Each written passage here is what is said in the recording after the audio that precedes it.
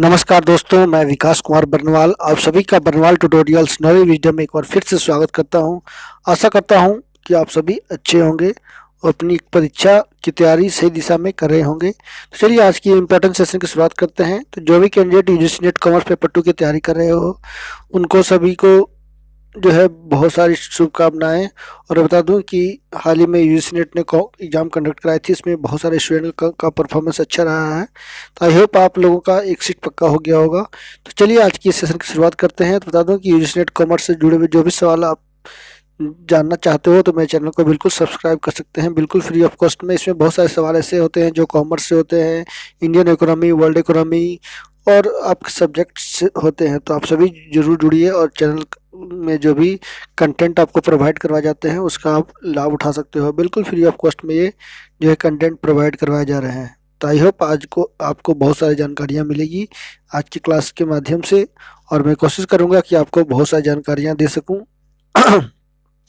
तो सबसे पहले फटाफट चैनल को सब्सक्राइब कर दीजिए, लाइक कर दिए, शेयर कर दिए, यदि नए हो तो बेल आइकन प्रेस कर दिए ताकि ऑल काइंड्स ऑफ नोटिफिकेशन आपको मिल सके। तो चलिए आज की सेशन की शुरुआत करते हैं और जानते हैं क्या है आज के में इम्पोर्टेंट क्वेश्चंस और बहुत सारी जानकारियाँ। तो सबसे पहले बता दूं कि देश के सबसे बड़े करदाता भारतीय स्टेट बैंक ने इमीडिएट पेमेंट सर्विस यानी आईएमपीएस के तहत भुगतान की सीमा को 2 लाख रुपए से बढ़ाकर 5 लाख कर दिया है। इसके साथ ही बैंक में ऑनलाइन माध्यम से इस सुविधा का लाभ उठाने पर कोई शुल्क नहीं लेने का भी फैसला किया गया है। इसमें नेट बैंकिंग, मोबाइल बैंकिंग या योनो मोबाइल ऐप के माध्यम से किए गए लेन देन शामिल हैं। नेक्स्ट चलते हैं न्यूज़ की ओर। ग्रामीण और अर्ध शहरी क्षेत्रों में डिजिटल लेन देन को बढ़ावा देने के लिए डिजिटल लेन देन को बढ़ावा देने के लिए आरबीआई ने ऑफलाइन भुगतान को हरी झंडी प्रदान की है। इसके लिए जरिए एक बार में अधिकतम 200 रुपये तक का भुगतान कर सकते हैं। हालांकि एक दिन में इसके जरिए कुल 2000 रुपये तक का भुगतान किया जा सकता है। ऑफलाइन डिजिटल भुगतान का मतलब एक ऐसा लेन देन है जिसमें इंटरनेट या दूरसंचार कनेक्टिविटी की आवश्यकता नहीं होती है। तो बहुत बड़ा बदलाव देखने को मिला है और खासकर ग्रामीण क्षेत्रों में जो आरबीआई ने डिसीजन लिया कहीं ना कहीं एक बड़ा पहल हो सकता है। सॉरी फॉर दैट, है ना, खांसी आ गया था। चलिए नेक्स्ट चलते हैं। बड़ी मांग की यह वही वजह, बीते 10 साल के मुकाबले भारत ने 2021 में सबसे अधिक 1050 टन सोने यानी लगभग 55 अरब रुपए डॉलर का आयात किया है। यह आंकड़ा पिछले वर्ष के मुकाबले दोगुना है, जबकि वर्ष 2011 के बाद सबसे ज्यादा है। सोने की खपत के मामले में भारत दुनिया में दूसरे स्थान पर है। देश में सोने की खपत इतनी होती है कि उसका अधिकांश हिस्सा विदेशों से आयात होता है। सोने की कुल आयात में से लगभग जो बता दूं कि 44% स्विट्जरलैंड और 11% संयुक्त अरब अमीरात से खरीदा जाता है। तो विश्व स्वर्ण परिषद यानी WGC के सीईओ इंडिया सोमान सुंदरम पीआर का कहना है कि 2021 की स्थिति सुधरने से त्योहारी और शादी के सीजन में गहनों की मांग बढ़ी है, जिसे पूरा करने के लिए कारोबारियों ने सोने में ज्यादा आयात किया। बता दूं कि पुष का महीना खत्म हो चुका है, अब शादी लगन शुरू हो चुके हैं, तो कहीं ना कहीं जो है इनकी बड़ा वजह हो सकती है। WGC के रिपोर्ट के मुताबिक बीते अक्टूबर और नवंबर के दौरान त्योहारी सीजन में भारतीयों ने जमकर सोने की खरीद की। इसके बाद शादियों के पीक सीजन के दौरान भी सोने की बिक्री बढ़ी। दिसंबर 2021 में भारत ने 86 टन सोने का आयात किया, जो पिछले साल के 84 टन से थोड़ा अधिक है। तो सोने की मांग जो लगातार बढ़ रही है देश में, कहीं ना कहीं लोग जो है इसमें बड़े पैमाने पर इन्वेस्टमेंट भी कर रहे हैं। क्यों ना सोना में इन्वेस्ट किया जाए, एक बिल्कुल रिस्क फ्री है और अच्छी खासी जो है ये लगातार देखी जा रही है कि वो रिटर्निंग भी दे रही है, इसलिए बड़े पैमाने पर लोग जो है इसमें इन्वेस्टमेंट कर रहे हैं, चाहे छोटी हो या बड़ी हो। चलिए नेक्स्ट न्यूज के चलते हैं। देश में बड़े बैंकों से जुड़े शिकायतें चलाना 3.4 लाख से ऊपर निकल गई है। बैंकिंग लोकपाल के दफ्तर को इसका सबसे ज़्यादा जो है एटीएम, डेबिट कार्ड और क्रेडिट कार्ड से जुड़ी शिकायतें मिल रही है। यानी कहा जाए तो बहुत बैंकों से जुड़ी शिकायतें जो है बैंकिंग लोकपाल को लगभग 3.5 लाख से अधिक, सॉरी 3,40,000 से अधिक मिल चुकी है। तो इसमें मामले में बात करूं तो सरकारी, प्राइवेट और विदेशी सभी बैंकों की हालत करीब करीब एक जैसी है। प्राइवेट बैंक चार्ज लेने में आगे हैं वहीं सरकारी में नेट बैंकिंग परेशानी बढ़ी है। शिकायतों के मामले में सभी बैंकों की हालत करीब करीब एक जैसी है। तो HDFC बैंक के खिलाफ शिकायतें ज़्यादा है। तो प्राइवेट सेक्टर में HDFC बैंक के खिलाफ सबसे ज़्यादा लगभग 34,420 शिकायतें दर्ज की गई है।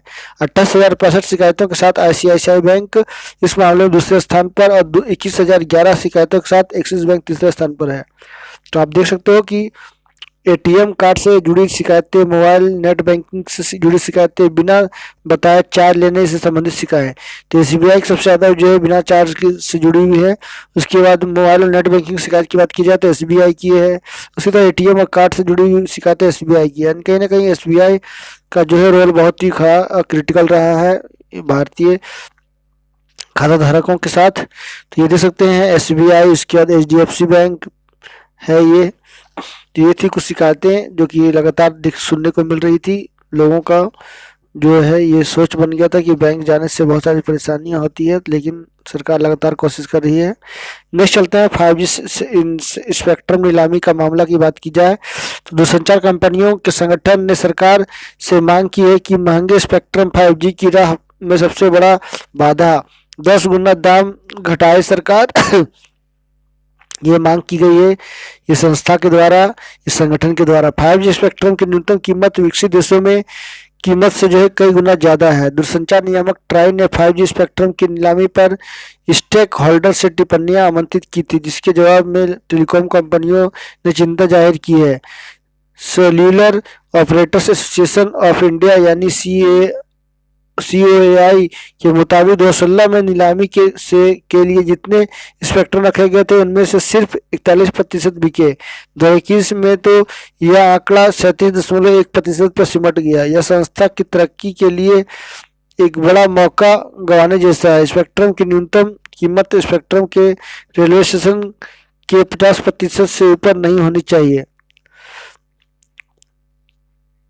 तो आप देख सकते हो 5G स्पेक्ट्रम की न्यूनतम कीमत कई गुना अधिक है।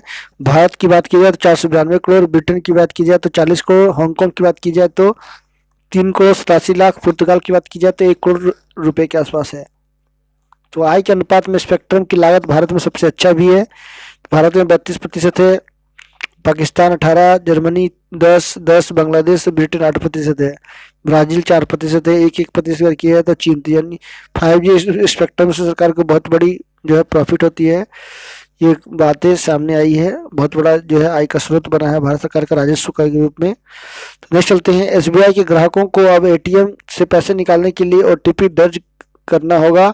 यह OTP रजिस्टर्ड मोबाइल नंबर पर आएगा। इसे ATM पिन के बाद डालना जरूरी होगा, जिसके बाद ही पैसा निकलेगा। बैंक ने अपने ATM कार्ड धारकों को धोखाधड़ी से बचाने के लिए OTP की प्रक्रिया शुरू की है।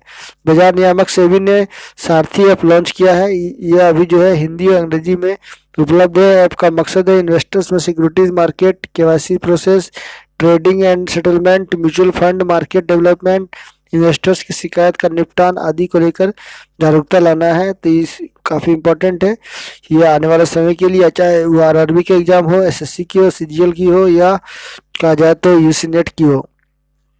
एक इम्पोर्टेंट क्वेश्चन जो मैंने आपको रूबरू कराया तो बैंक से जुड़ा हुआ था, SBI से जुड़ा हुआ था, और भी जानकारियाँ थी।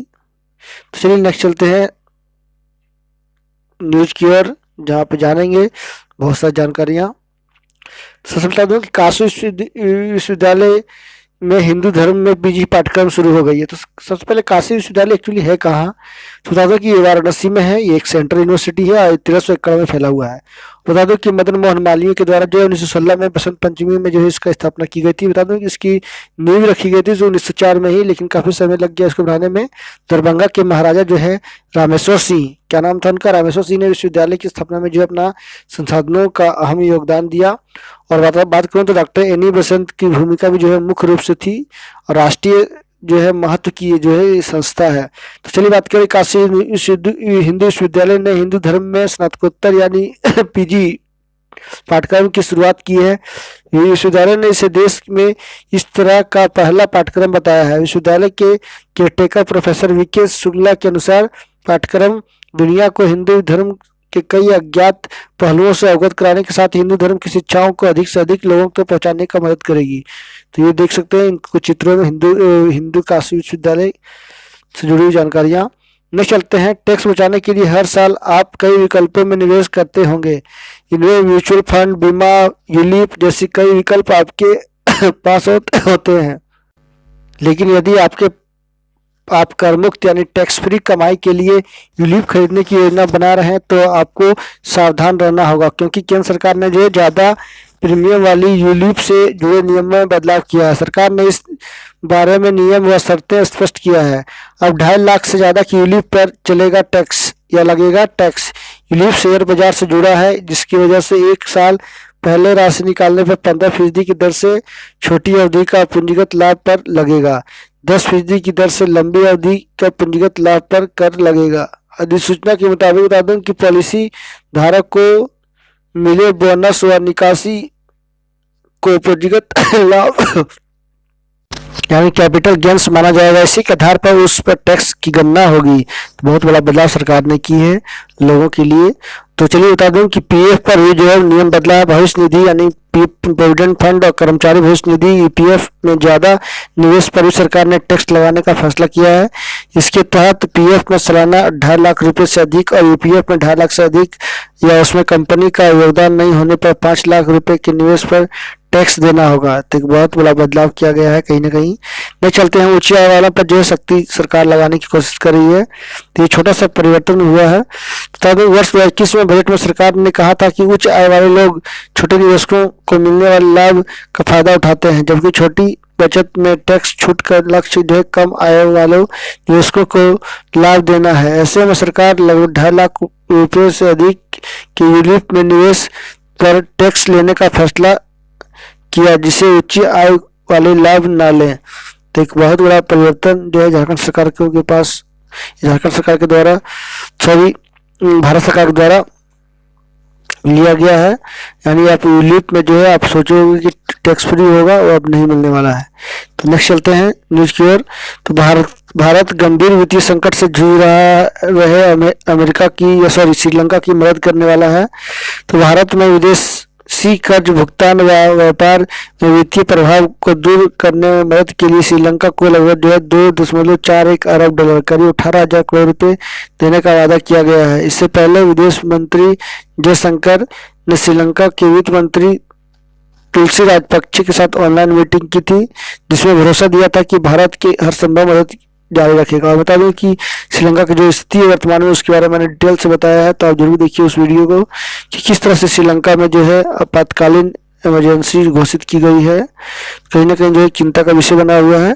तो चलिए ये थी कुछ इंपॉर्टेंट जानकारियां। आई होप आज की क्लास से काफी कुछ जानकारी मिली होगी। तो नेक्स्ट नई जानकारी के साथ मैं फिर हाजिर होगा। तब तक के लिए नमस्कार, सबक है, धन्यवाद। Stay healthy and be happy. बहुत सारी जानकारियाँ शेयर करनी है तो आप सभी को। So thank you very much again. तो फिर से जुड़िए मेरे बनवाल ट्यूटोरियल से।